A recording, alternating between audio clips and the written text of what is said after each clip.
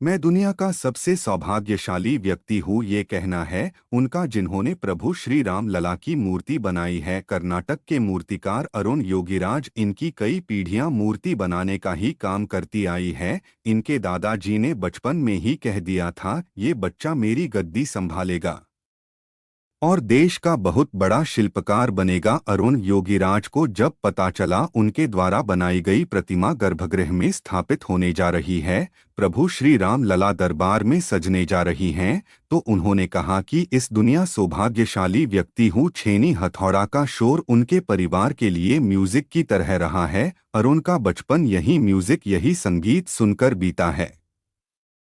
उनके लिए खिलौने भी यही थे। अरुण को जब राम लला जी की प्रतिमा बनाने का मिला तो कहते हैं, उनका परिवार बताता है कि बच्चों की 2000 से ज्यादा तस्वीर उन्होंने देखी। समर कैंप में गए, पार्क में गए, बच्चों को ऑब्जर्व किया, कई कई घंटे बच्चों को सिर्फ खेलते हुए देखा करते थे। जनवरी 2023 की बात है, श्री राम मंदिर ट्रस्ट ने राम लला की प्रतिमा बनाने के लिए नोटिफिकेशन जारी किया, तो मई के महीने में अरुण दिल्ली गए, प्रेजेंटेशन दिया और सिलेक्ट हो गए और अब उनके द्वारा बनाई गई प्रतिमा गर्भगृह में स्थापित होगी।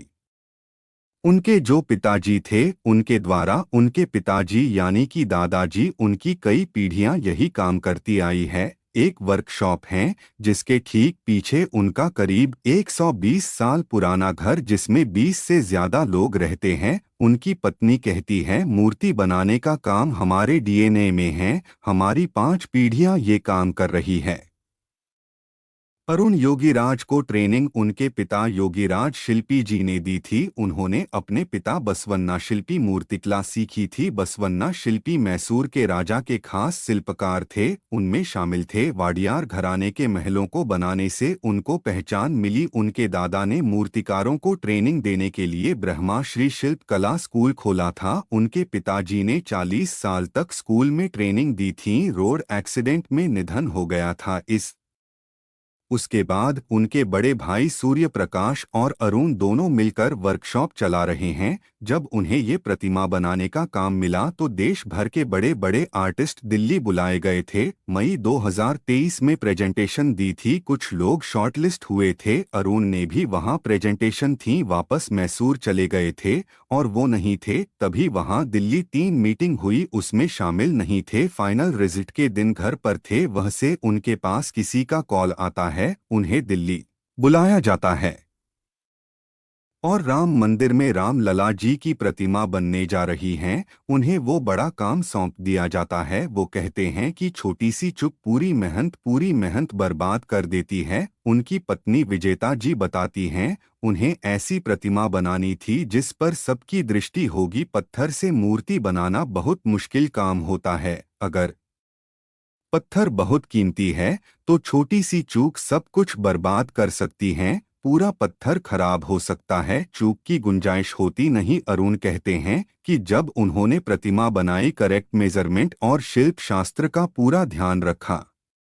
जरूरत होती है 5 पीढ़ियों से जो ज्ञान ट्रांसफर हुआ है, शायद उसकी वजह अरुण ये उपलब्धि हासिल की है। एक छोटा सा हादसा भी हुआ था। जब वे प्रतिमा बना रहे थे तो उनकी आंख में नुकीला पत्थर घुस गया था। अरुण जब प्रतिमा बना रहे थे दवा डालकर काम करते रहते थे। जब वे अक्टूबर के महीने में एक नुकीला पत्थर टुकड़ा टूटकर उनकी आंख में घुस गया था, ऑपरेशन करवाना पड़ा था। डॉक्टरों ने भी कहा था पत्थर 1 mm इधर उधर होता तो शायद एक आंख चली जाती। ऑपरेशन होने के बावजूद एंटीबायोटिक डालकर दिन 10 से 12 घंटे काम करते रहें और सबसे चैलेंजिंग काम ये था, अयोध्या में जो स्थापित हुई है प्रतिमा बाल स्वरूप की है। भगवान श्री कृष्ण बाल स्वरूप मिलते हैं, प्रभु श्री राम बाल स्वरूप दुनिया में कहीं नहीं है, इसलिए ये काम बहुत चुनौती भरा था। मूर्ति बनाने से पहले जो ट्रस्ट की गाइडलाइन थी, 3 बातों का ध्यान रखना था। प्रभु श्री राम बालक स्वरूप में हो, मुख पर दिव्य तेज दिखे, बालक होने के बावजूद वो जो प्रतिमा राजा की तरह दिखे, और तीनों ही क्राइटेरिया थे उस पर जो अरुण जी ने प्रतिमा बनाई बिल्कुल